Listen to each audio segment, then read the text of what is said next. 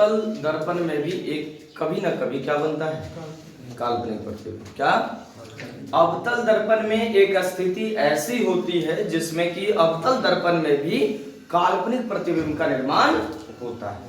तो हम आज जानेंगे कि अवतल दर्पण में जो काल्पनिक प्रतिबिंब का निर्माण होता है वो कहाँ रखने पर होता है, किस प्रकार से होता है, और साथ में ये जानेंगे कि उस काल्पनिक प्रतिबिंब का उपयोग कहाँ किया जाता है जो अवतल दर्पण में बनता है। फिर आज हम लोग जानेंगे उत्तल दर्पण में बनने वाली प्रतिबिंब क्या है और वहां उसके आधार पर जो प्रतिबिंब बनता है उसके आधार पर उत्तल दर्पण का उपयोग कहाँ किया जाता है। ठीक, तो सबसे पहले है कि अवतल दर्पण में कौन सा प्रतिबिंब बनना, काल्पनिक प्रतिबिंब का बनना। जब किसी वस्तु को अवतल दर्पण के एकदम जस्ट सामने, क्या जब किसी वस्तु को अवतल दर्पण के जस्ट सामने, यानी ये अवतल दर्पण है, यदि द्वारक छोटा है तो यहाँ है, द्वारक बड़ा है तो यहाँ या थोड़ा सा ज्यादा बड़ा है तो यहाँ से लेके कम से कम मान लीजिए 3 से 4 मीटर की दूरी, और उससे भी बड़ा है द्वारक तो और जा सकता है ज्यादातर। यानी कि अगर बड़ा गोला से टुकड़ा लिया गया है, समझे ना, तो उसका ज्यादा दूर तक फोकस जाएगा, न जाएगा, क्योंकि इसको कहता त्रिज्या बड़ी होगी। यदि छोटा गोला का दर्पण है तो उसकी त्रिज्या छोटी होगी तो ज्यादा दूर तक वो नहीं जा पाएगा, कम में दूर पर काल्पनिक प्रतिबिंब बनाएगा।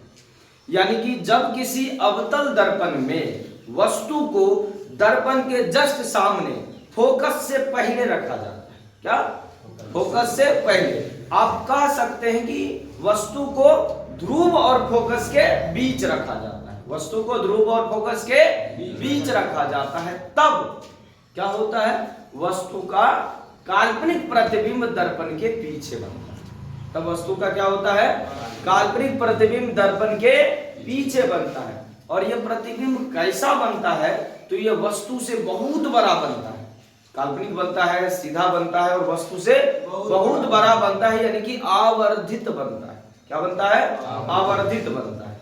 तो इस प्रकार से हम कह सकते हैं कि जब किसी अवतल दर्पण के सामने P और F के बीच, यानी ध्रुव और फोकस के बीच किसी वस्तु को रखा जाता है तो वस्तु का काल्पनिक सीधा एवं वस्तु से बहुत बड़ा प्रतिबिंब दर्पण के पीछे बनता है। बस हो गया, नहीं हो गया?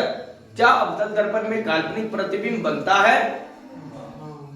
बनता है। कब बनता है? तो जब वस्तु को फोकस से पहले रखा जाता है, जब वस्तु को फोकस से पहले रखा जाता है, और यानी आप कह सकते हैं क्या, P और F के बीच रखा जाता है, ध्रुव और फोकस के बीच रखता है, तो प्रतिबिंब दर्पण के पीछे बनता है और यह वस्तु से बहुत बड़ा बनता है। उसके बाद हम लोग जानते हैं उत्तल दर्पण में जो है कैसे, किस प्रकार से प्रतिबिंब का निर्माण होता है। जब किसी वस्तु को उत्तल दर्पण के सामने रखा जाता है तो वस्तु कोई भी रहे, प्रतिबिंब हमेशा काल्पनिक बनेगा। वस्तु कहीं भी रहे, किसी भी स्थिति पे रहे, प्रतिबिंब हमेशा उत्तल दर्पण में काल्पनिक बनेगा। हम जानते हैं कि काल्पनिक प्रतिबिंब वस्तु की अपेक्षा हमेशा सीधा होता है। क्या होता है? सीधा होता है। तो उत्तल दर्पण में कितनों दूरी पर रहे, चाहे 100 मीटर पीछे क्यों ना रहे, कितनों दूरी पर रहे, प्रतिबिंब हमेशा काल्पनिक बनेगा, सीधा बनेगा और स्पष्ट दिखाई देगा। क्या होगा उत्तल दर्पण का खासियत, कि किसी भी वस्तु का जब किसी उत्तल दर्पण में प्रतिबिंब बनता है तो एक तो सबसे पहली बात वो बहुत छोटा दिखाई देगा, समझे क्या, बहुत छोटा दिखाई देगा। और एक जो उत्तल दर्पण यदि छोटा भी है तो बड़े क्षेत्रफल की वस्तु को देख सकता है, यानी पीछे का एक बड़ा क्षेत्रफल देख सकता है।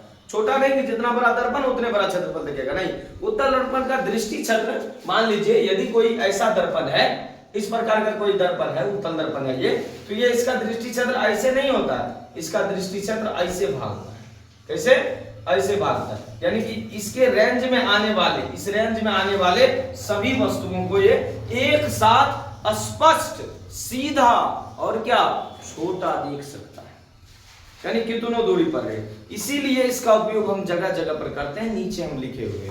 तो उत्तल दर्पण का प्रतिबिंब कैसा बनेगा, हमेशा काल्पनिक बनेगा, सीधा बनेगा और वस्तु से बहुत छोटा बनेगा, स्पष्ट दिखाई देने वाला प्रतिबिंब बनेगा, और साथ में एक बड़ा क्षेत्रफल हमको दिखाएगा, इसमें उत्तल दर्पण। अवतल दर्पण में ऐसी बात नहीं है कि वो एक बड़ा क्षेत्रफल दिखाए, और समतल दर्पन में भी ऐसी बात नहीं है जो आईना हम लोग यूज करते हैं घर में, उसमें ऐसी बात नहीं है कि वो बड़े क्षेत्रफल को एक साथ देख सके।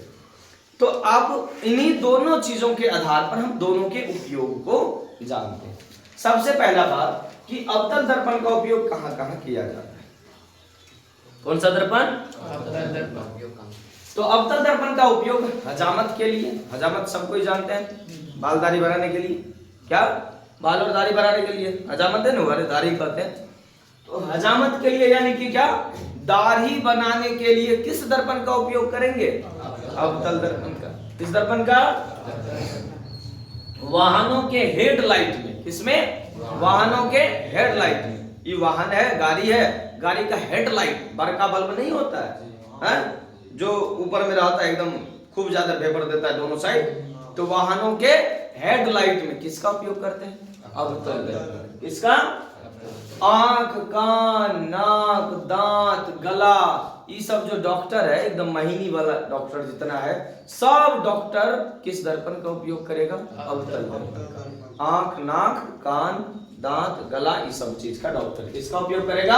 अवतल दर्पण का। टॉर्च रहे या फिर सर्च लाइट रहे, टॉर्च तो हम लोगों के पास होता है, सर्च लाइट जो बहुत दूर तक देख सकता है, वैसा टॉर्च जो बहुत दूर तक देख सकता है ना, आर्मी सबके पास रहता है ना, बहुत जगह देखा होगा आर्मी सबके पास, बिहार में पुलिस के पास भी रहेगा, जो मिलिट्री पुलिस है उनके पास भी रहेगा, अच्छा सा अच्छा टॉर्च रहता है। यहाँ से कम हम 1-1.5 किलोमीटर 2 किलोमीटर स्पष्ट रूप से क्या देख पाते हैं, तो उसको सर्च लाइट कहा जाता है। क्या कहा जाता है? Search light. और ऐसे सर्च लाइट का जो प्रावर्तक होता है वो किस दर्पण का बना होगा? अवतल दर्पण का। किस दर्पण का? अवतल दर्पण का। उसके बाद सौर भट्टियों में, किसमें? सौर भट्टी। सौर भट्टी समझते हैं ना, क्या जो सूर्य ऊर्जा से चलता है भट्टी है, उसमें भी किसका उपयोग करते हैं? अवतल दर्पण का। जैसे सोलर कुकर समझते हैं, और रौदा में दे दिए, बस भात 1 घंटा में सीज गया, 1 घंटा से ज्यादा ये समय कब लगता है। ठीक, एक ऐसा कुकर जिसको सोलर कुकर कहते हैं, उसको धूप में दे दीजिए, उसमें आप ताल उल तो नहीं हन सकते कोई चीज। तो ये है कि उसमें अगर चावल बनाना है, चावल पानी दे दीजिए, इकट्ठे रौदा में छोड़ दीजिए, 1-1.5 घंटा बाद भात आपका बन जाएगा। पहले आपको जो काम करना है तब तक में कीजिए, तरकारी वरकारी जो बनाना है बनाइए। ठीक, लेकिन ये सोलर कुकर का फायदा है। तो वो सोलर कुकर में जो भट्टी है ऊपर चारों तरफ जो दिया गया है, जिसके कारण वो गर्म हो पा रहा है, वो किस दर्पण का काम है? अवतल दर्पण का। किस दर्पण का? अवतल दर्पण का। तो ये अलग अलग उपयोग हो गए किस दर्पण के? अवतल दर्पण के।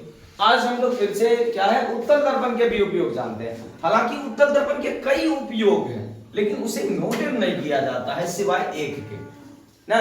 और सबसे प्रमुख उपयोग है कि हम लोग उत्तल दर्पण का उपयोग वाहनों के साइड मिरर के रूप में, साइड मिरर समझते हैं, पश्च दृश्य के रूप में इसका उपयोग किया जाता है। किसका? वाहनों के साइड मिरर के रूप में। किस दर्पण का? उत्तल दर्पण का। क्या? उत्तल दर्पण का। हम वाहनों के साइड मिरर के रूप में किस दर्पण का उपयोग करेंगे? उत्तल दर्पण। याद रहेगा, उत्तल दर्पण सीधा समझेंगे, हम बता दिए इसकी खासियत क्या है। एक तो प्रतिबिंब काल्पनिक बनाएगा, सीधा बनाएगा, और क्या, वस्तु से बहुत छोटा बनाएगा, और बहुत बड़े क्षेत्रफल को क्या करेगा? एक साथ देख लेगा, चाहे दर्पण छोटा भी क्यों ना। इसलिए उत्तल दर्पण का उपयोग हम लोग कहाँ करते हैं? साइड मिरर के लिए। तो दोनों चीज यहाँ देख लीजिए, दोनों का एकदम स्पष्ट रूप से लिखा हुआ है। बोलिए तो क्या है क्वेश्चंस? हमसे ये एग्जाम में बार बार पूछे जाते हैं, इसलिए इसको समझाने के साथ साथ क्वेश्चन के रूप में भी हम लोग लिखा देते हैं। तो बोलिए क्या है? हजामत के लिए अवतल दर्पण का उपयोग क्यों किया जाता है? देखिए वही लिखे, सारा चीज तो बताया गया आपको। क्या कि हम जानते हैं कि जब किसी वस्तु को अवतल दर्पण के सामने P तथा F के बीच रखा जाता है, तो वस्तु का काल्पनिक सीधा और वस्तु से बहुत बड़ा प्रतिबिंब दर्पण के पीछे बनता है। इसीलिए नाई द्वारा किसी भी व्यक्ति को, जिसका बाल दाढ़ी कटाना है, किसी भी व्यक्ति को उसी व्यवस्था में यानी P और F के बीच रख दिया जाता है, ताकि उसका दाढ़ी बड़ा दिखाई दे ना। आदमी उल्टा नहीं, आदमी सीधा दिखाई दे, दाढ़ी बड़ा दिखाई दे ना, मुझदारी बड़ा दिखाई देगा, ताकि बनाने में उसको आसानी हो, स्पष्ट दिखाई दो, छोटा से छोटा दाढ़ी भी कहीं छूटे ना। इसीलिए अवतल दर्पण का उपयोग नाई द्वारा हजामत के लिए किया जाता है। चलिए आगे देखें क्या है। उत्तल दर्पण का उपयोग साइड मिरर के रूप में क्यों किया जाता है? तो उत्तल दर्पण का उपयोग साइड मिरर के रूप में इसीलिए किया जाता है कि हम जानते हैं कि उत्तल दर्पण में किसी भी दूरी पर स्थित यानी विभिन्न दूरी पर स्थित वस्तु का प्रतिबिंब हमेशा काल्पनिक, सीधा और क्या वस्तु से हमेशा छोटा बनता है। एक स्थिति ऐसी है जिसमें वस्तु के बराबर बनता है, बाकी ज्यादातर क्या होता है वस्तु से हमेशा छोटा प्रतिबिंब बनता है। उत्तल दर्पण एक बड़े क्षेत्रफल की वस्तुओं को एक साथ देख सकती है, इसीलिए उत्तल दर्पण का उपयोग क्या वाहनों के साइड मिरर ना हिंदी में कह सकते हैं पश्च दृश्य यानी पीछू देखने के लिए, क्या पीछू देखने के लिए हम उपयोग करते हैं किसका उत्तल दर्पण का। किसका उत्तल दर्पण का उपयोग नहीं रहता है गाड़ी में, सब गाड़ी में हाँ 2-3 कोई ना रहता है। जो पीछे देखने के लिए इस्तेमाल करते हैं ना वो है कौन सा दर्पण उत्तल दर्पण। कौन सा दर्पण क्यों करते हैं उपयोग मालूम पता चल ही गया ना। दोनों को याद रखिएगा, हजामत के लिए क्यों करते हैं, साइड मिरर के रूप में उपयोग क्यों करते हैं, दोनों का उपयोग क्या है। और अवतल दर्पण में काल्पनिक प्रतिबिंब का किरण आरेख ये कभी कभी हमसे पूछा जाता है।